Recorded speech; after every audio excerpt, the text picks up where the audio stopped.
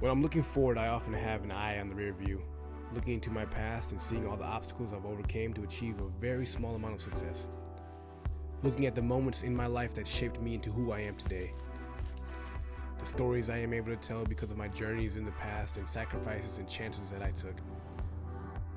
The people I've met that have influenced my life, the memorable experiences, the different cities, the different people, it's all part of the journey. It's all a part of the story, and it all had a direct impact on me. These are the stories of an aspiring chef. These are stories from the past.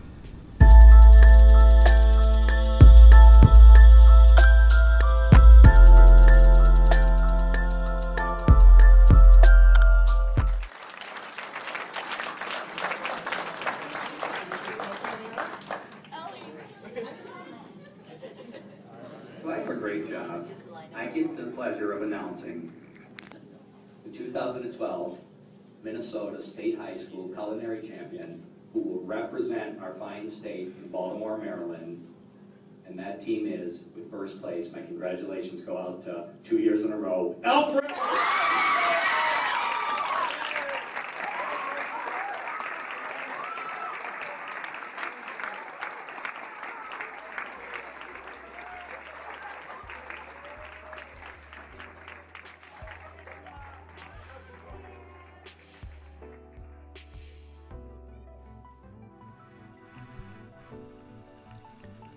My name is Joshua Walbolt, and this is my series of recordings in my upbringing, a combination of narrative and videos about how I grew up and the moments in my life that have impacted me.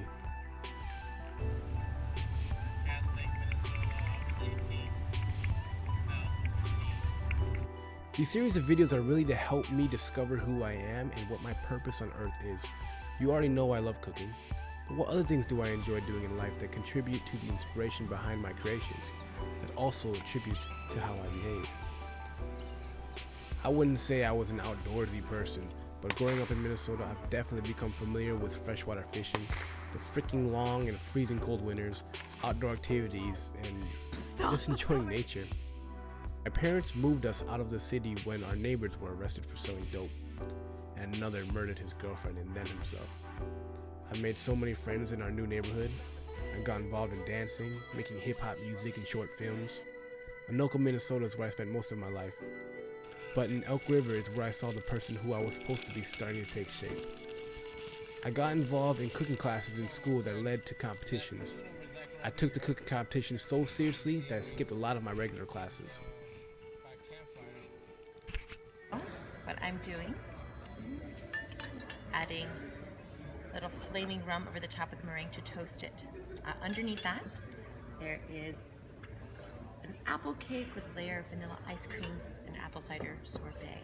And if you're curious as to why it's called Baked Alaska, it's because it was created to celebrate the purchase of Alaska from Russia. So I'm leaving the whole thing here for the both of you to enjoy. You can call this your birthday cake if you'd like. The only thing I ask, please blow this out before you dig in. Yes. If I needless to say, but can I offer either of you any more coffee or tea? 2 weeks after barely graduating high school, I packed my bags and moved to New York City. And that's where I attended the CIA, the Culinary Institute of America in Hyde Park, New York. I grew up not eating the best foods. Overcooked steak, dried chicken, ramen noodle packets, frozen pizza, etc. But occasionally we had a delicious home cooked Small world. They have to do a lot. I didn't know what fine dining was. My idea of fine dining was Red Lobster and Olive Garden. Until I experienced a meal at 11 Madison Park, a 3 Michelin star restaurant, my idea of fine dining was changed forever.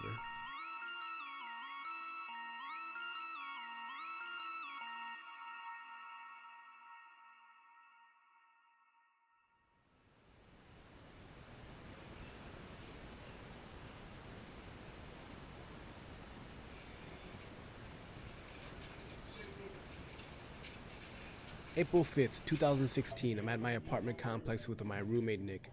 We lived together for a time and our lease was ending. He got a head start on moving out, and me, as always, I waited until the last minute. I saw an empty apartment, but I also saw a road ending and a new one beginning. I saw progress. I decided to host a pop-up, not to raise money, but just to explore myself. Whoa. Whoa. and to cook food I wanted to eat and cook for other people. We invited a few friends from the restaurant to come dine with us. So welcome to our restaurant, pop-up restaurant concept, progress. The idea that we keep moving forward. Creating new and exciting dishes and invoking interaction creates new experiences. And that is what life is about. Go ahead and unwrap it.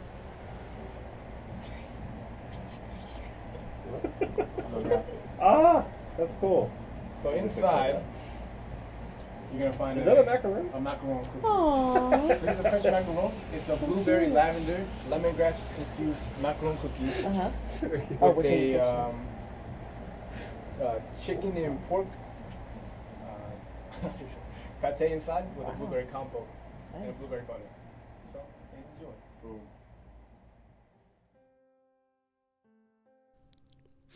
I'm trying to process what was going through my mind during these events.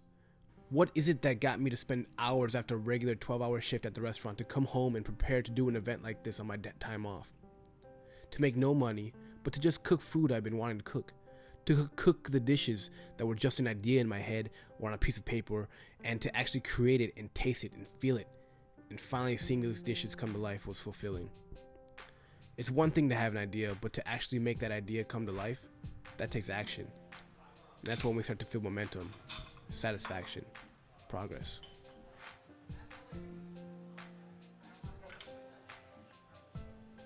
With a carrot top salad that's tossed in a sherry. We would travel all over the place, get ideas from reading, eating at new restaurants, tasting everything and experiencing those flavors. How can we present these flavors or techniques in our own way? How can we present dishes in a way that is us? How can we reach out and cook for the people that we know and love? People tell you that they love cooking because they love making people happy. That is part of it, but I believe cooking is a part of self-expression as well. I do it because it also makes me happy. Food has to be tasty first, delicious. But we like to take it one step farther and make it look beautiful. Everything has a purpose. The theatrics to a dish is for a reason. In this dish, I didn't want to pre-toss the salad and chance the lettuce might get soggy. I turned the dressing into an espuma at the bottom of the bowl where I asked the guests to toss the salad themselves. It's a little bit of work, but it's theater. It's part of the fun.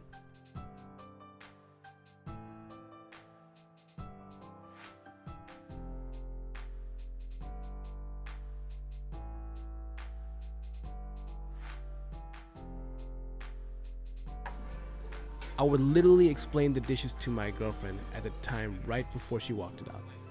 Everything was so last minute, but we did it, and that's all that matters. Better late than never. Never late is better. Hashtag Hennessy Poppy. It is a spring mix salad with sugar snap peas, ricotta salata, mandarin. Yes, baby radishes, fennel, and it's all on top of a sugar snap pea emulsion. The chef does recommend that you take your fork and knife and go ahead and toss your salad to the food. Thank you. You're welcome. Enjoy.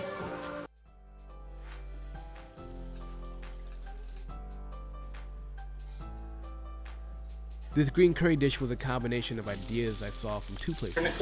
A green curry emulsion from Thomas Keller's French Laundry, and a crab dumplings dish I saw at Brad Kilgore's Altar in Miami. I saw it through Instagram.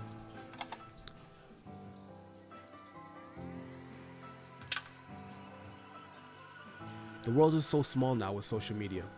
We can literally see what people are doing all over the world, and we can reinvent something we like or reinterpret based off a picture. With our imagination, we can taste the contrasts and textures and flavors and recreate those senses and bring them to life. Inspiration is literally in our hands. So what it is lamb brined in hoisin and fennel sauce. And on top Fennel sauce? hoisin fennel. And then here, yes. And then we're gonna serve it with a lamb. Yeah.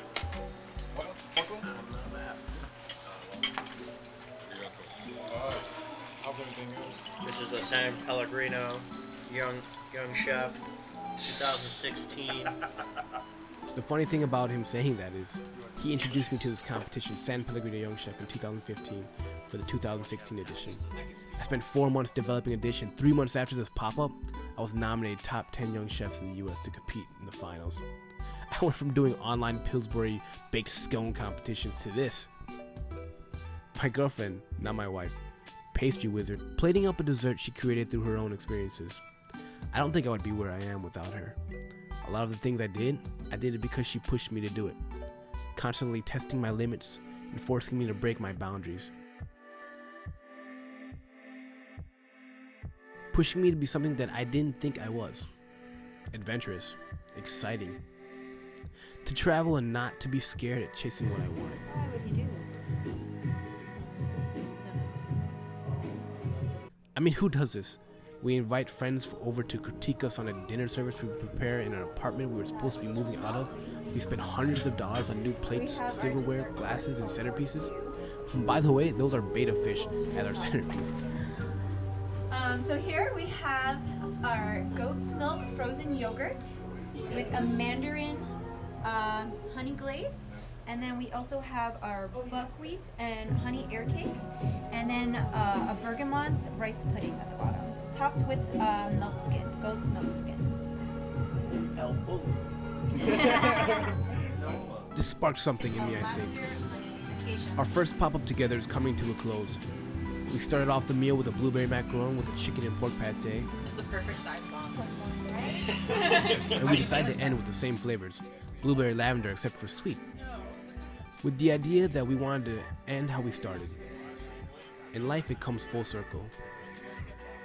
That's the same way we are looking at inspiration.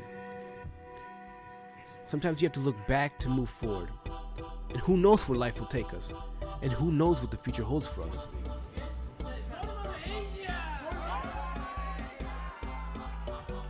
All we know is, when you get tripped up, you're gonna keep moving forward. When you get knocked down, you're gonna keep moving forward. When you're feeling tired, you're gonna keep moving forward. But no matter where you go, no matter where life takes you, you will always remember where you came from.